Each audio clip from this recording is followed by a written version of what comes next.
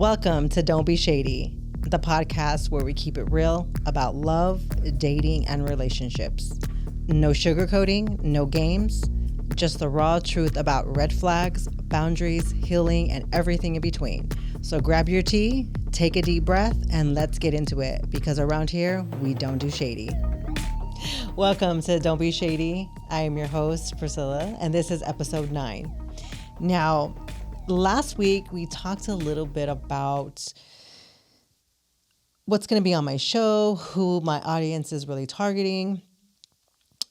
This episode, we're going to talk a little bit more about me, like who I am, how I got here, and my love for helping people. And in this episode, you're going to see how I love to help others. So hopefully my story will help you or someone that you know or someone listening, because I know that I'm not alone in my journey. So if I can just help one person avoid all the things and all the mistakes that I've made, then I'll be one happy camper. So let's get into it. So like I had mentioned, I had started this podcast from a relationship. Now, the relationship didn't start out bad. It was more like cupcakes and rainbows in the beginning, but what relationship isn't, right? That's when all the butterflies happen, all the good things. You're like infatuated with each other, but you don't really know each other, but you like each other. And it's really like exciting, and it's hot, and it's heavy, and it's infatuation. You have those goggles on. They're not beer goggles because no one's drinking, but they're like those love bomb goggles or the infatuation goggles. We can call them whatever goggles you choose. Pick a name. Whatever feels right, go with it. But I had these goggles on, and the crazy part is that this man was a friend to me. So right away, I felt safe. I felt seen. I felt heard. I felt loved. And when women feel that way about a man, they enter into a relationship. Even if we don't really know him that well, even if it's on a friendship level, because that's how relationships start, is from a friendship. They start from a friendship, and they kind of start evolving from there. Well, I started seeing this person in a different light. We started connecting in a different way. And I just went all in feet first without really getting to know the relationship side of him, which again, it's okay to do that, but then it's not sometimes. So I'll explain. So we had been best friends. We talked every day. We text every day. Like, again, really great relationship. I told him everything. He told me everything. If there was something exciting going on in my life, if there was something not so exciting going on in my life, if I was going through something, if I needed to vent, if I was angry, if I was excited, if I was hurt, like whatever it was, I would call this man. And I was just so excited to talk to him on a daily. That was our life. Like, and there was an episode in time when he was going through a really hard time in his life, and I was there for him every day, talking him through it, walking him through whatever he was going through, being there as a friend. So like I had mentioned, like when you feel that safeness with somebody, you feel like going into a relationship is just a smooth and easy transition, because I'm like, I already know this person. Like, it's going to be just fine. So I thought. So, again, the relationship started out really great. I was actually going through a separation. I had just left my relationship of 13 years. So I didn't feel that relationship was over. So I didn't feel any type of way about that one ending as I entered into this new one. But I was trying to, go with the flow, not really have a timeline on anything, just kind of just feeling it for what it was. Wasn't being cautious, wasn't using any stop signs, like no, nothing. It was just green, because I was like, you know what? I just ended this relationship after 13 years. I had been emotionally gone from that relationship for a while now. And this had been my friend for a year, my best friend. And I was like, you know what? I'm okay to move in this positive, I don't know, fast forward direction of just green light, go, right? So because I felt that way, And I know that you men and you ladies have been in this position as well. Like you're like, yeah, this person is safe. I can do this. I didn't really have to proceed with caution because of this. So moved into a relationship. He had his own business, so he had his own thing going on. I had my own business. So those of you that don't know, I am a broker. So I work for a life insurance company. I currently am a living life insurance broker. So I sell life insurance you don't have to die to use. But that's on a different story. But that's what I did. So that was my business. And then he did his own business. And I won't say what that is, just because if you know, you know. And if you don't, well, then you don't. And that's okay. I'm trying to protect the innocent and the guilty here. So he had his own business, his own thing going on, and I had my own thing going on. But when I was going through the thick of everything, there was a lot of stuff that I was going through, and I really couldn't juggle really everything just because the emotional toll it was taking on me mentally and physically. So he made a suggestion and he was like, I think it'd be in your best interest to kind of like stop doing that business for right now. And when you start getting into the swing of things and things start getting better, you can go back. And I was like, that's actually a really great idea. I am going through a lot right now. So I think that would be really good for me to do. It's kind of just take a step back and not have so much on my plate. So that happened. And then me being the person that I am, if I'm with you and you have a business and you need help, I got your back. I'm going to help you financially. I'm going to help you set up events. I'm going to work in your store. I'm going to learn the products. I'm going to figure it all out so that I can be the best partner to you while I'm going through whatever I'm going through and we can work together. So that's exactly what I did. I worked in the store. There were some times when, there are times were not,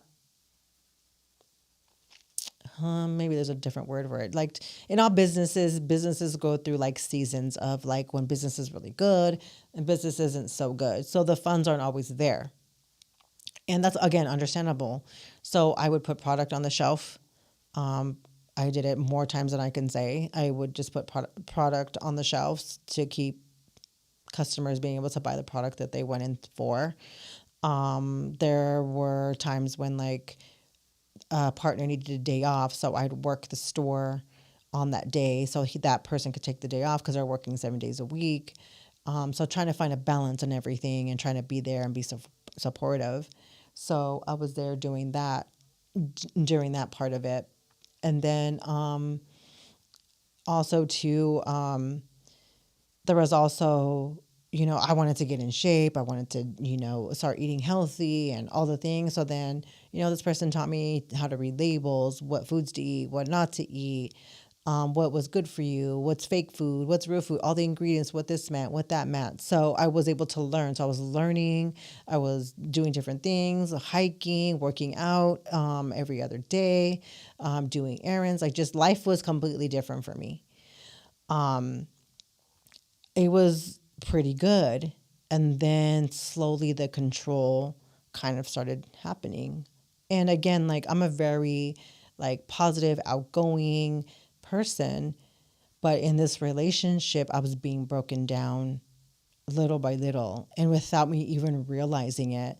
So first it was if there was like a disagreement, the silent treatment, or if I was gone too long, or if I didn't do certain things, or if I was out or I didn't answer my phone or something took place or I didn't hear it. Whatever the case may be, I would come home to like dresses being ripped up, gifts being broken. There were times when all the stuff from my desk was on the floor. Just wild things would just kind of happen. But I think for me, like the first time, like being in a position where I couldn't really express to this person that said that they loved me how I felt. So like if I came to him and said, hey, this is making me feel uncomfortable, or I don't like the way that I'm being treated about this, the tables would get completely turned on me. And now I was the problem because how dare I say what I was feeling, and how dare I do anything to say how I felt because I was wrong 100%. So, not being able to express myself, really like, because me being a confident person and not being able to express myself because I felt like, oh, if I say something, then it's going to start a fight, or I'm going to get the silent treatment, or if I have feelings about a certain thing, then it's going to be destructive behavior. So then I started not saying anything about anything at all. It got to the point where I just really stopped talking about how I felt. I stopped expressing myself. I stopped all of the things that made me me. And then the small other things were, you shouldn't wear makeup. It's not good for you. You look better without it anyways. And why are you getting your nails done? That's not good for you. You shouldn't be getting them done anyways.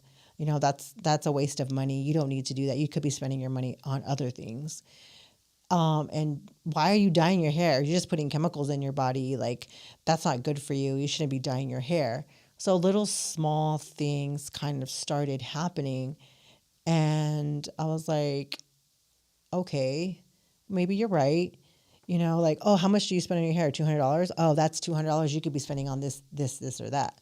So then and I was just like, oh, then the breaking it down of the amount that would cost if we were to spend it in a different area or do something else.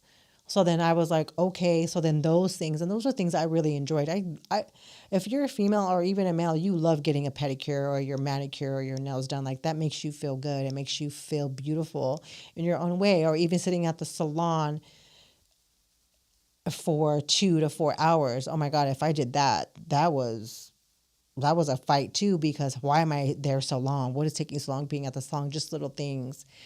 And man, that was hard, but I was just like, maybe you're right. So I kicked back on that.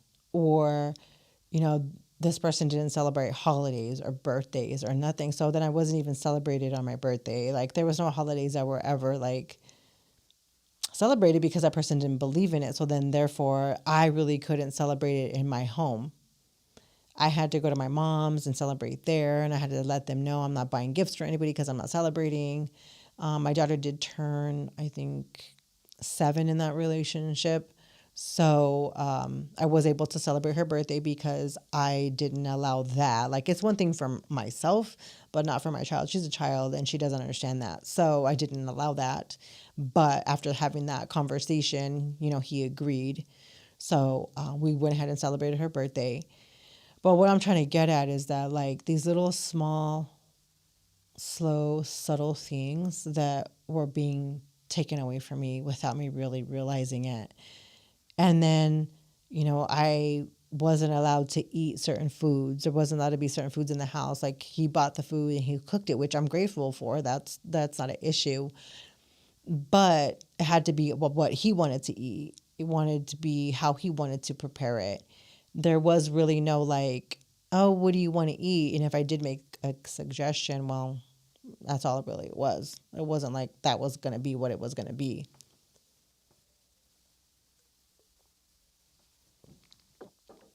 Which again wasn't a thing for me. Like, I was in a relationship where I always had to cook. So finally having somebody else cook, I was super grateful. Super, super grateful. So there was also, some conversation. Like, I wasn't really allowed to talk about my ex-husband at the time, the separation, or really what I was going through, because he didn't want to hear about it. He didn't want to talk about it. So then that led me to not being able to really have the conversations that I needed to have, like around pickups, around Sophia, conversations on the phone, text messages, whatever it may or may be. He just didn't want to hear about it. So then I couldn't have these open conversations because he didn't want to talk about it, or he'd roll his eyes, or he'd make some comment. So then I stopped talking about that. So then there were times when there were situations where I was put in a situation with my ex-husband where I had to talk to him, or I needed a ride from him, or there was, because we were sharing a car, and I couldn't clearly say, hey, I'm getting a ride from X, Y, and Z because he didn't want to hear about it. And then that would turn into me not saying anything. And now I'm a liar, but you didn't want to talk. You didn't want me to talk about it. So I didn't. So I was just in like a really rough spot. Like, what do I do? What do I say? So I just kind of said nothing. Then it started getting physical. There was a bunch of name calling, well, verbal. So we did verbal, financial, emotional, and then physical. So I kind of started taking its own path. And then the physical, there were times when this person would drink a lot and wouldn't remember fights, wouldn't remember choking, hitting, all the things, slapping, pulling hair, whatever it was, like didn't remember conveniently. The cops would have to be called. There was a few times when he was arrested. There was a couple times when we split up. He was split up. There was a couple. There was a couple of times when we had split up because we were back and forth a lot. My tires were slashed. Um, my phone was broken, smashed. My car got paint on it. Let's see what else. Tires were splashed, phone broken, paint on my hood. Oh, I got my arm like smashed into a door, just things like that. And you're probably thinking, oh my God, why didn't you leave? And it's not that didn't want to, I did, but I knew this person came from a broken family. I knew this person came from a home that there wasn't love. And I knew that this person had gone through a lot in his life. And because this person went through a lot in his life, I kind of felt like maybe if I show this person that I care about them, that I love them, that they will understand that I'm not going to leave regardless of what we're going through. Like we can be okay, we can get through it, like everything will be fine. But the exact opposite actually happened. The more I stayed, the more forgiving that I was, the more understanding and empathetic that I was to his situation, where he came from, how he was treated, and what he was left with. It was like it was permission to keep treating me like that because I allowed it. It was almost like, oh, so you let me slash your tires, you let me smash your phone, you let me choke you, slap you, hit you, all those things. And because you've shown me that it's okay for me to do those things, I can just keep treating you worse. I could do more things to you and you'll just put up with it and you'll just let me because you have so far. And this is something that I realized later, but in the beginning of all that, that's not how I seen it. If I just love them enough, if I just show loyalty, if I show that I'm here for the long run, if I'm empathetic, I'm understanding, things will change. They got worse. The very last incident that kind of put the icing on the cake was Mother's Day 2024. Like everything was great. So we had a great weekend. And I'm going to say, like, we were not together during this time. We were kind of just trying to figure things out and figure out if this is what we wanted to do, if we wanted to continue. So we were still seeing each other. We were still talking every day. We would video chat, but we weren't living together. We were living in two separate places. There was a conversation that took place between this person and my ex, and there was things that were said that were not true. But I was at this event with my daughter. We're out for Mother's Day, and again, the night before was really great. We went to dinner. We had a great time, great evening up until the morning. The next day, left with my daughter, and then my ex-husband and then my ex-boyfriend had a conversation. One was mad at me not for not showing up. One was mad at me for a different reason. I don't really remember, to be honest with you. It just was, they were both communicating and fighting with each other. And I was in the middle of that. I told this person, I understand that you're upset, but what is being said is not true. Please don't believe this person. Let's have a conversation. I am with my daughter right now, but give me some time so that I can be done with this event here. And then I'll meet you back at the place and we can have a conversation. There was no conversation. Anger, mad, like evil, like vengeful, like you could see like the anger in his face. I'm trying to explain all the things that are going on, and I'm sorry I can't get into detail because I'm trying to protect the innocent. I'm trying to protect all parties involved, so I'm being very vague. But I'm like, no, that's not true. Well, I call on video chat. Next thing I know, my apartment is trashed. It looks like I got robbed. There is glass thrown in my shower, broken glass thrown in my shower. Anything and everything that was on my counters in my bathroom was now on the floor. That could have been perfumes, glass, whatever. Anything that was on that was broken, all on the floor. Bookshelf was ripped apart, thrown. My desk with my computer, everything on the floor. Like my house, I look like I got robbed, like literally. Just kind of imagine that. Anything that was on a counter, anything that was on a shelf, anything that was on a table was thrown on the floor. Food was from the refrigerator and the freezers were open. There was food in there. There was frozen food, regular food, all food, coconut oil. I had like those big coconut oils you could get from Costco. It was a big bucket like this that was dumped out all over everywhere. My house was a mess. And I walked in and all I could do, well, first I was in shock. And the last thing, I was hurt that this person would do this to me, knowing how hard that I worked to get into that, my own place, my own everything, like just knew. And they would do that to me.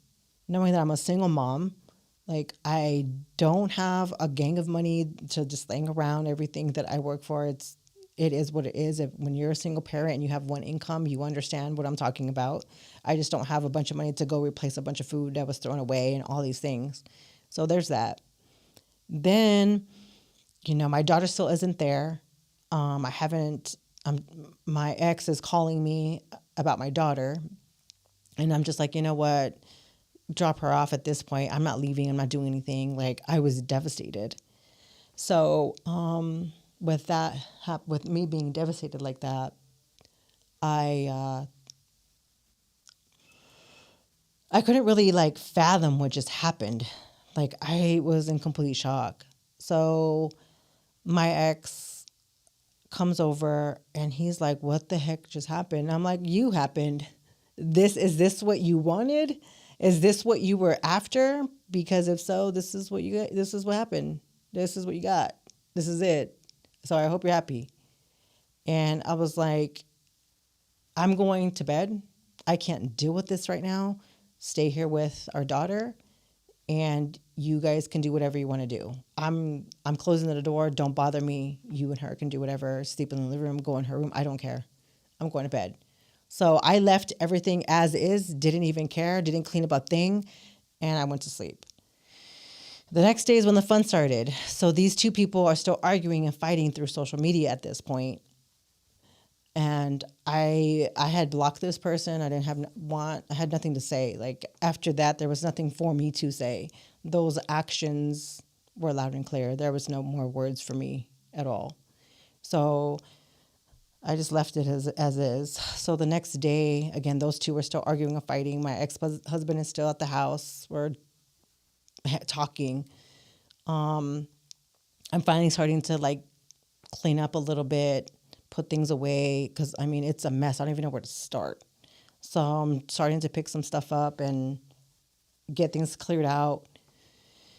And again, they're fighting over social media. he tells me, he said he's going to be here in 10 minutes. I was like, well, I don't know what to say about that. I guess I'll be here in 10 minutes. So we're in the room and we're talking, sitting at the edge of bed having a conversation, and I hear, honey, I'm home, and walks my ex. I'm like, oh crap, here we go. I stand up. He's running. He comes into the room. He shoves me out of the way. I grab my daughter and I leave the room. If they're going to fight and do whatever, let them do it. That's their business. I'm not going to be a part of it. I left the room. And they did what they did, fought, argued, whatever, beat each other up. At this point, don't care. He does what he does and he leaves, walks off. And the police get called. There's a report made. And we're not done yet. After all that commotion, they take pictures, whatever. The victims advocate people are there. I'm explaining what's going on. Then after that, the next day comes. Both of the cars, the windows were smashed out. So I get a call to the police calling me, telling me to come down. Then they wanted to confirm if this was my vehicle. So I'm like, I go down and I'm like, oh my God, this did not just happen. So now I have both my windows, both of my vehicles, windows are busted out. Again, wild. So there's that. And I'm like, again, I cannot believe this is happening. I can't believe this is my life. So there's that. And then I am angry. I'm hurt. I'm devastated. I'm shocked. I can't believe this is happening to me. Again, making another report, doing all these things. And now I'm having to go through all of this stuff. And then I'm trying to heal at the same time. You know, I went through a period where I just cried and I laid in bed and I didn't even know what to do. I didn't know what to think. I didn't even know where to begin to even start to heal from that relationship. Let's fast forward. I'm trying to still heal myself. I'm deep in therapy. I went to this session called Level Up, and that really brought a lot of things to perspective for me. And in those sessions, in that 16-week course, I learned a lot about myself. I learned a lot about the fact that I had no boundaries and that I love people unconditionally and that I put up with things that I shouldn't be putting up with. So there's that. And then one day, I've always had a dream of starting a podcast, but I never knew what to call it. I never knew what to say. I never knew anything. But with that experience and all the experiences I've had in my life, this is how this podcast was born. This is how this podcast started. Because I know there are so many women and men out there that deal with this exact same thing. People in their lives that they love, care for, but they're just not good for them. And that's okay. But we just have to learn to put up boundaries. We have to learn when to say enough is enough. And I called a friend and I told him, I want a podcast. I want to start a podcast. I don't know how, I don't know what to do. I don't know where to start. And he was like, you know what? Just start. Just do it. And I was like, you know what? I think that's what I'm going to do. So I started with the phone and a dream and a voice. And that is how Don't Be Shady got started. So I've said what I've said. Take what serves you, leave the rest, and remember, don't be shady. All right, that's a wrap on this episode of Don't Be Shady. If you laughed, nodded, or said, even once, go ahead and follow, leave a review, and share it with your crew. Slide into my DMs on Instagram, and let's keep the convo going. And remember, keep it cute, keep it classy, and don't be shady.